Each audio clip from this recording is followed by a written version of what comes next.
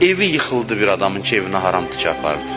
Bunu məndən əmanət kimi böyüklərin nəsiyyətidir, vəsiyyətidir. Evə haram tikə 1 manat apardınsa, onun zərbəsi ağırdır. Adamı İmam Hüseyin qatil eləyir. İmam Hüseyin Kərbəlada dedi ki, siz haram yeməyinizə görə məni öldürürsünüz. Da bundan o yana nə deyim sizə? Vay o gündən ki, xumsu verilməmiş, kiminsə haqqı olan 1 manat pul insanın özünün balasının boğazına daxil olsun, çox ağır bir şeydir, çox pis bir şeydir. Malın halallığına fikir ver. Yoxsa ki, nə namaz səni bir yerə ilişib qalacaqsan, heç də səni heç yerə çatdırmayacaq. Şeytan deyir, əvvəl çalışıram ki, haram mal qazanmaqla onu yerə vurum.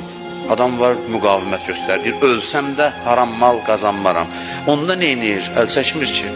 Buyurur ki, ikinci, və infaquhu fi qeyri haqqı. İkinci budur ki, halaldan da qazansa, lazım olmayan yerə xərclətdirərəm. Lazım olmayan yerə. Axı, pulun xərcləmə ünvanı var. Lazım olan yerlər var. Varlılar var ki, xərcləyir, amma düz yerə xərcləmir. Lazım olan yerə xərcləmir. Əhəmiyyətsiz işə verir, çünki könüllü belə istəyir. Əhəmiyyətli iş yerdə qalır. Şeytan deyir, bu mənim hiləmdir. Mən belə eləyirəm ki, lazım olmayan bir səmtə yönəldirəm, o yerə ki, xərcləməlidir, ora xərcləmir.